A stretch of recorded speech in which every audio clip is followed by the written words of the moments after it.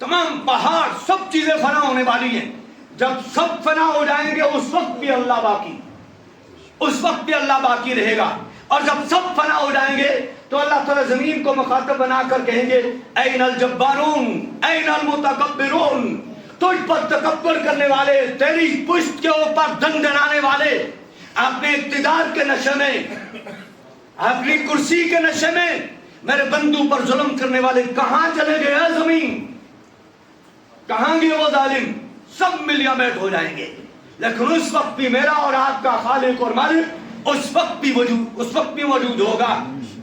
تو اللہ جل شانہ کے نبیوں نے آ کر خالق کا تعارف کروایا، اور پھر آخر میں آ کر سب سے بڑے پیغمبر آئے اور انہوں نے اللہ تعالیٰ کا سب سے بڑا تعارف کروایا، اللہ کی وحدانیت، اللہ کی الوہیت کا، کہ وہ محبت ایسے اللہ کے بندوں کے دلوں میں ایسی سلگا دی کہ انہوں نے ان پر ایسے ایسے مظالم ڈالے گئے، لیکن انہوں نے اللہ کے در کو نہیں چھوڑا، نہ پیغمبر کے دامن کو چھوڑا. انہوں نے اپنی جانیں تو قربان کر دی، لیکن انہوں نے، اور حدیث پاک کے اندر فرمایا اگر تمہیں جلا دیا جائے، تمہیں قتل کر دیا جائے، لیکن اللہ کے ساتھ کسی کو شریک نہ کرنا. کوئی مخلوق اللہ کے برابر ہو ہی نہیں سکتی ہے. خالق تو خالق کا، مخلوق مخلوق ہے، یہ کیسے ہو سکتا ہے؟ پیغمبر نے کے آنے کے بعد، پیغمبر کے آنے سے پہلے لوگ کھلی گمراہی میں تھے. کون جانتا تھا اس سے بڑی گمراہی کیا ہو سکتی ہے؟ مخلوق کے سامنے یوں کر کے جھکتے ہیں. بہت بڑے مفکر اسلام، بہت بڑے وسیع نظر اور تاریخ، حدیث، تفسیر، فقہ، قدیم و جدید علوم کے اوپر ایک بہت ہی گہری نظر رکھنے والا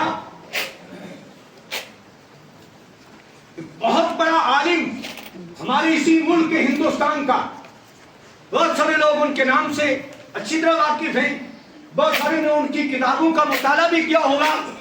علی میاں ندوی رحمت اللہ علیہ، علی میاں ندوی رحمت اللہ علیہ اپنی کتاب میں لکھتے ہیں وَإِن كَانُوا مِن قَبْلُ لَفِي ضَلَالٍ مُبِينٍ، اس سے پہلے تم گمراہی میں تھے. کیسی گمراہی تھی؟ کہا حرمین شریفین کے لوگ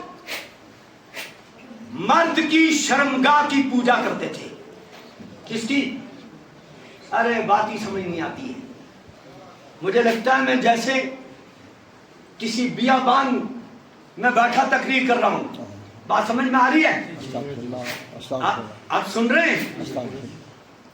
انسان مردوں کی شرمگاہ کی عبادت کی گئی، عورتوں کی شرمگاہ کی پوجا کی گئی. اس سے پہلے لوگ اس کو خدا مانتے تھے اور اس کی پوجا کرتے تھے. اس سے بڑھ کر گمراہی کیا ہو سکتی ہے؟ اور قرآن کہتا ہے اِذَا بُشِّرَ أَحَدُهُم بِالْأُنثَىٰ ظَلَّ وَجْهُهُ مُسْوَدًّا وَهُوَ كَظِيمٌ، کہ ان کے ہاں جب بچی پیدا ہوتی تھی تو ان کے چہرہ پھیکا پڑ جاتا تھا، کالا ہو جاتا تھا، اور کہتے یہ منحوس ہمارے گھر میں پیدا ہوگی. اور آج بھی وہی ہو رہا ہے. آج کئی بچیوں کے واقعات آئے ہیں اخباروں میں، بچی کو گھر سے بہو کو اس لیے نکالا، پہلی بھی بچی ہوگی، دوسری بھی ہوگی، تیسری بھی ہوگی، چوتھی بھی بچی ہوگی، ہمیں تو بچے چاہیے، ہمیں بچیاں نہیں چاہیے.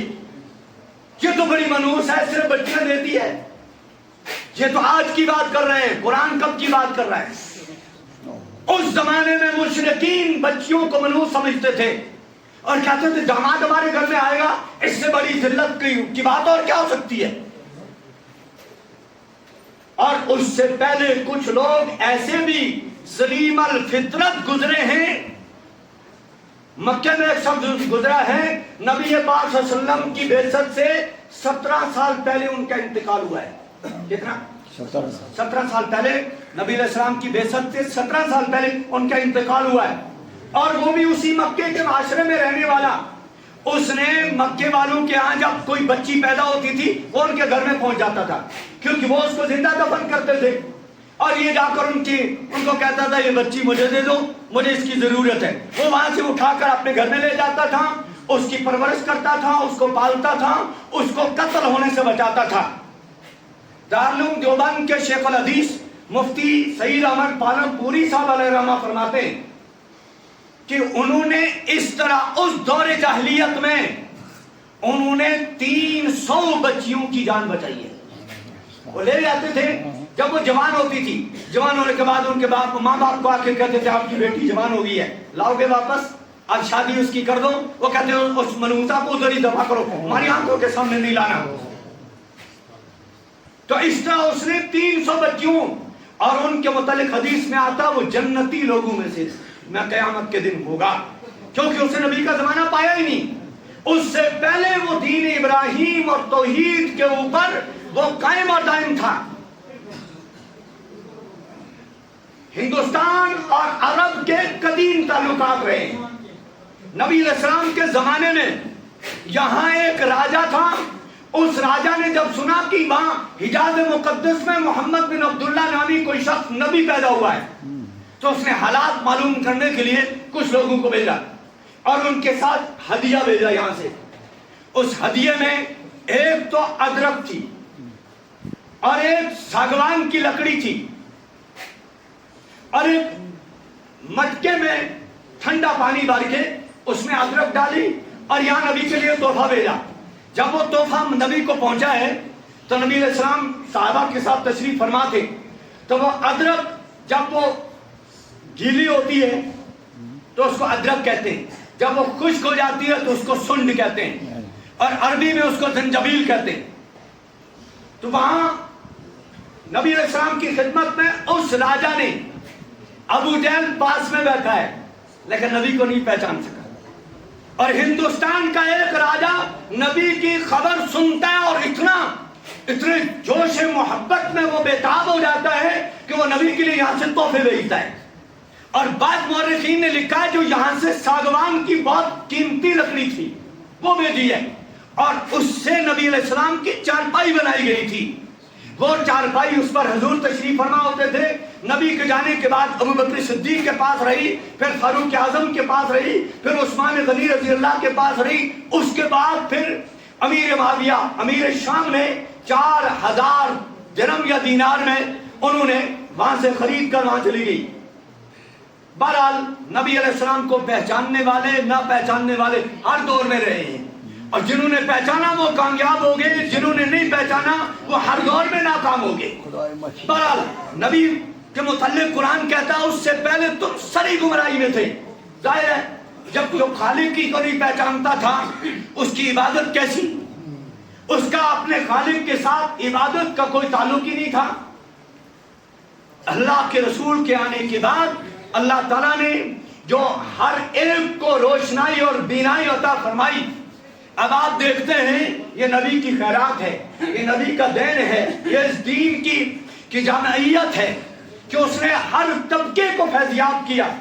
اس وقت کون جانتا تھا عشر نام کی بھی کوئی چیز ہے؟ جانتا تھا کوئی؟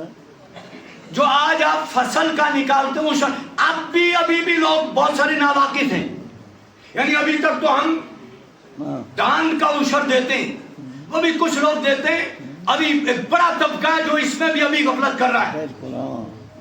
اخروٹ کا عشر کون دیتا ہے؟ سیب کا عشر کون دیتا ہے؟ چری کا عشر کون دیتا ہے؟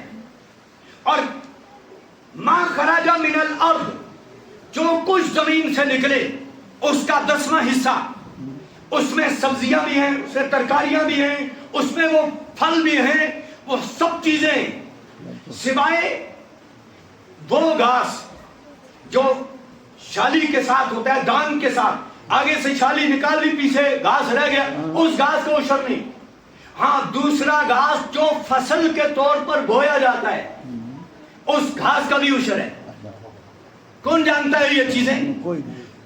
اور اگر ایک آدمی نے سیب کا باغ وہ فروخت کر دیا، لیکن فروخت کرنے کی 2 صورتیں ہیں۔ ایک صورت ہے کہ سیب بالکل تیار ہوگی، اتارنے کے قابل ہیں، یا اس قابل ہو گئے کہ آپ اس کو آسمانی آفات سے کوئی نقصان ہونے کا خطرہ نہیں ہے، اس وقت اگر یہ باغ کا مالک سیب کے باغ کو، ناشپاتی کے باغ کو اگر یہ فروخت کر رہا ہے، اس کا عشر اس بیچنے والے کے ذمہ ہے، خریدنے والے کے ذمہ عشر نہیں، اس کے ذمہ زکوٰۃ ہے۔ اور اگر اس نے پہلے ہی باغ کو فروخت کر دیا تھا، اس صورت میں اس کے ذمہ زکوٰۃ آ جائے گی، اور جس نے خریدا ہے اس کے ذمہ عشر آ جائے گا۔ عشر کی یہ تفصیل پھر مکی کی فصل ہے، اس کا عشر کون دیتا ہے؟ کس نے آج تک دیا ہے؟ اور یہ یعنی غفلت تھی۔ اللہ کے نبی صلی اللہ علیہ وسلم نے آ کر قرآن پاک میں 29واں پارہ، اور اس میں دوسری سورت ہے سورہ نون والقلم، اس میں باغ والوں کا تذکرہ اللہ تعالیٰ نے کیا ہے۔ باغ میں باغ تیار ہو گیا، اور باغ والوں نے کہا صبح جانا سویرے، اس وقت غریب لوگ نہیں آئیں گے، جاگیں گے نہیں۔ بعد میں یہ آتے ہیں، مانگتے، ہر کوئی مانگتا ہے صبح سویرے جانا اور جلدی جلدی وہاں سے وہ پھل اتار لینا، تاکہ کسی کا تک یہ پھل دوسرے کسی کے ہاتھ نہ لگے۔ یہ رات کو انہوں نے ارادہ کیا، اللہ نے رات ہی کو وہاں ایک ایسا طوفان بھیجا، سارا باغ غرق کر دیا۔ صبح جب وہ وہاں گئے تو وہ ایک دوسرے کو کہتے ہیں ہم کہیں راستہ مت بھول گئے، یہاں تو وہ باغ تھا ہی نہیں، یہ تو وہ باغ نہیں ہے، ہمیں تو راستہ۔ تو ان میں سے ایک بڑا دانا تھا، اس نے کہا تھا میں نے تمہیں پہلے ہی نہیں کہا تھا کہ تم ایسا مت کرو، صبح سویرے اٹھ کر اس میں فقراء، مساکین اور وفی اموالکم حق للسائل والمحروم، اس میں سائل کا بھی محروم کا بھی ہر ایک کا حق ہے، وہ حق ان کو دے دو، اللہ کی بلاؤں سے بچ جاؤ گے، اللہ کے کاروں سے بچ جاؤ گے۔ اس کے بعد وہ کہتے ہیں انا کنا من قبل، اللہ اس سے پہلے ہم بڑے ظالم تھے، ہم ظلم کر چکے ہیں، ہم اب توبہ کرنا چاہتے ہیں۔ تو اللہ تعالیٰ نے جب کوئی توبہ کرتا ہے اللہ تعالیٰ اس کو معاف فرما دیتے ہیں۔ آپ حضرات ماشاءاللہ اس علاقے کے